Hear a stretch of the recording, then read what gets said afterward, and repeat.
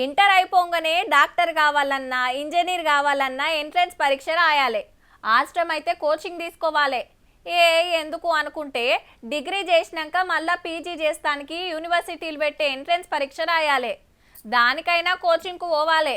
ఇట్లా బీఈడీ చేయాలన్నా సర్కార్ కొలువు కొట్టాలన్నా కోచింగ్ సెంటర్లనే నమ్ముకుంటారు అంతా. అగో అసొంటి సెంటర్ ముచ్చట్నే ఇది. కాకుంటే చదువులు పరీక్షలు ఉండేవి, ఇది అలాగ మళ్ళా.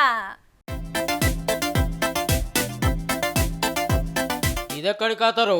కోచింగ్ల గురించి చెప్పి హోటల్లో పనిచేస్తున్న వాళ్ళని చూపిస్తారేందని పరిశాన్ కాకూర్రి. ఈడ నడుస్తుంది కోచింగే మళ్ళా.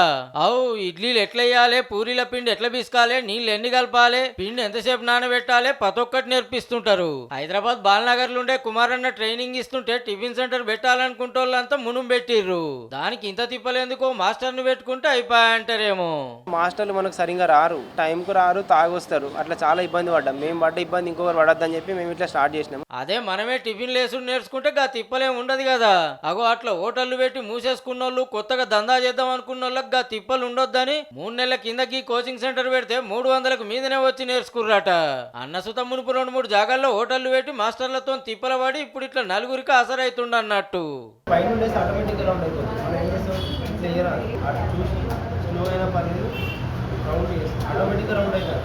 ఫలానా ఏజోళ్ళని ఏం లేదు, ఇంత చదువుకున్న వాళ్ళనే కాదు, కొలువులు చేస్తున్న వాళ్ళు సుత వచ్చి నేర్చుకొని వాళ్ళ కాళ్ళ మీద వాళ్ళు నిలబడటానికి ట్రైనింగ్ తీసుకుంటుర్రు. నేను మెదక్ నుండి వచ్చాను.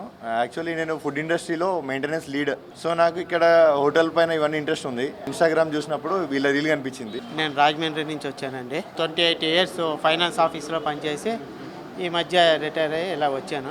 అట్లని నెలల కమానం ఉండదు, ఫీజు వేలకు వేలేం కాదు. 6 అంటే 6 ట్రైనింగ్, ఫీజు 6,000. 1 కేజీ నానబెడితే ఇడ్లీలు ఎన్ని వస్తాయి, లేకపోతే మైసూర్ బోండాలు ఎన్ని వస్తాయి, పూరీలు 1 కేజీకి ఎన్ని వస్తాయి, కేజీ పిండి కలిపితే కర్రీ ఎంత చేసుకోవాలి, అవన్నీ అసలు ఏం తెలియకపోయినా మొత్తం నేను నేర్పిస్తాము. పీడిఎఫ్ కూడా ఇస్తాము. పట్నం నుంచే కాదు, చుట్టుముట్టు జిల్లాలు, ఆంధ్ర, కర్ణాటక, తమిళనాడు రాష్ట్రాల నుంచి వచ్చి నేర్చుకొని పోతున్నారట. వాళ్ళందరికీ ఎట్లేరకాయ అంటారేమో ఇన్స్టాగ్రామ్ వీడియోల పుణ్యం. ఉపాయం ఉన్నోళ్ళు ఉపాసం ఉండరంటే గిదే కావచ్చు కదా.